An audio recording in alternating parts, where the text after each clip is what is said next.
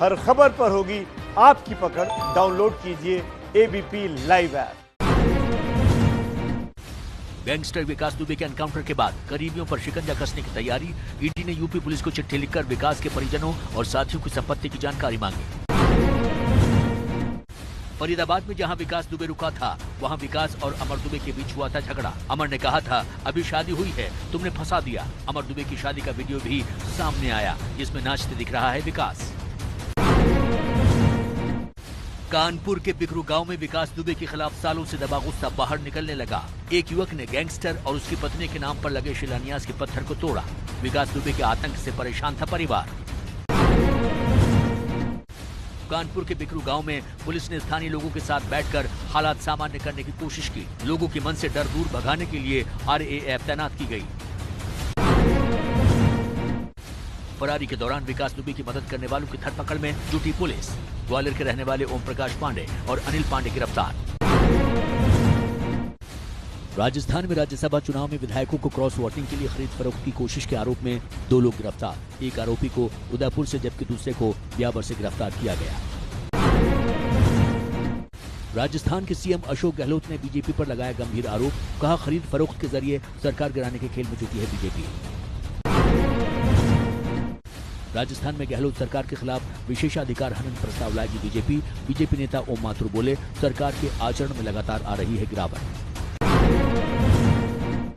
देश में कोरोना के हालात को लेकर पीएम मोदी ने कैबिनेट के साथ की अहम बैठक। राज्य सरकारों के साथ मिलकर वायरस से निपटने की रणनीति बनाने का दिया निर्देश।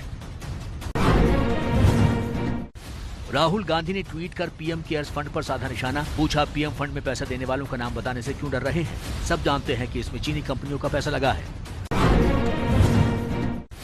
विश्व जनसंख्या दिवस के अवसर पर गिरिराज सिंह ने जनसंख्या नियंत्रण के लिए कड़ा कानून बनाए जाने की मांग की है। कहा, जनसंख्या बड़ी चुनौती बन गई है, इस पर काबू पाना जरूरी। यूपी के सीएम योगी आदित्यनाथ ने जनसंख्या स्थिरता पखवाड़ा का शुभारंभ किया। कोरोना की जांच के लिए लैब का किया उद्घाटन। विकास दुबे एनकाउंटर को लेकर कांग्रेस नेता हुसैन दलवे ने दिया जाति वाला बयान। कहा, ब्राह्मण का एनकाउंटर हुआ, गिरा दी जाएगी योगी सरकार। उज्जैन के महाकाल मंदिर में कांग्रेस नेताओं ने किया शुद्धिकरण। जिस द्वार से घुसा था विकास दुबे, उसे गंगा जल से धोया।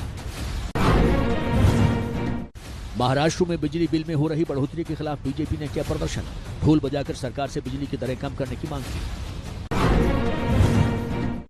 दिल्ली राज्य की यूनिवर्सिटीज में सभी आगामी परीक्षाएं रद्द की जाएंगी। पिछले असेसमेंट के आधार पर छात्रों को प्रमोट करने का फैसला। फाइनल ईयर के छात्रों को भी पिछले नतीजों के आधार पर दी जाएगी डिग्री। दिल्ली के सीएम केजरीवाल ने केंद्र सरकार की यूनिवर्सिटी में परीक्षाएं रद्द करने की अपील की। पीएम मोदी को चिट्ठी लिखकर दिशा निर्देश में संशोधन की मांग की। दिल्ली बीजेपी ने बिजली बिल में फिक्स चार्ज लेने पर केजरीवाल सरकार को घेरा। प्रदेश अध्यक्ष आदेश गुप्ता ने कहा, बिजली इस्तेमाल न करने वालों से भी पैसे लिए जा रहे हैं।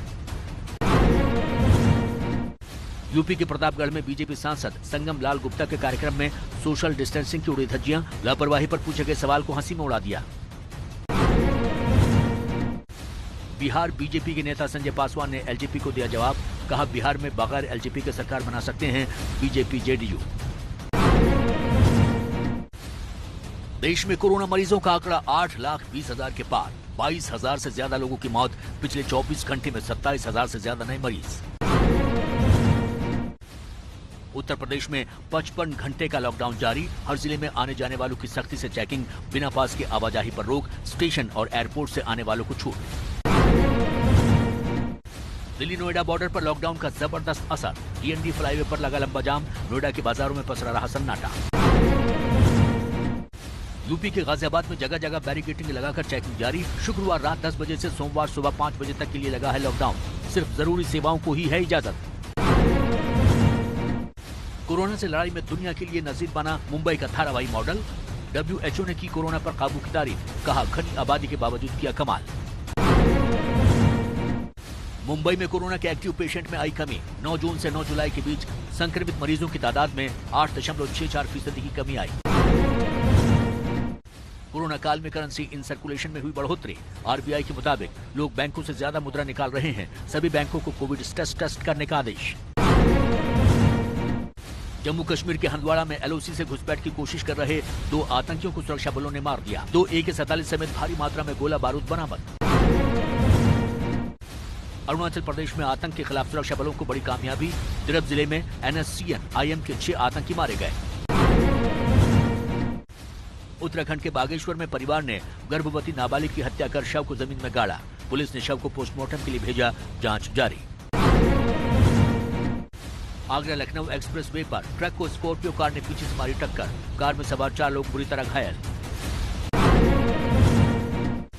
मुरादाबाद के ठाकुरद्वारा इलाके में एक तेंदुए ने घर में घुसकर मां बेटे को किया जख्मी। बाद में आसपास के लोगों ने पीट कर तेंदुए को किया अधमरा।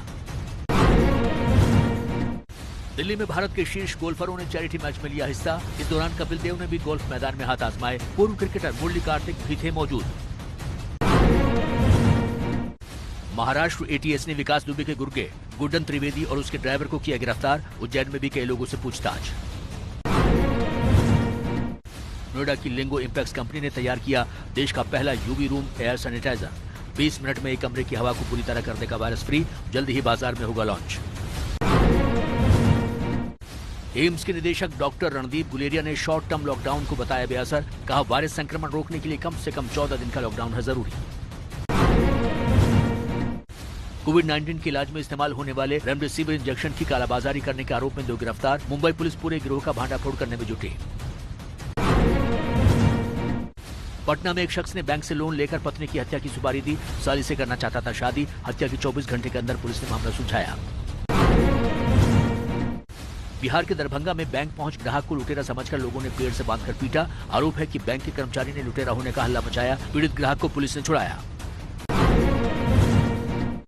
कोयम्बटूर के एक गांव में 15 फीट लंबे कोबरा के आने से मची दहशत। वन विभाग ने सुरक्षित जंगल में छोड़ा।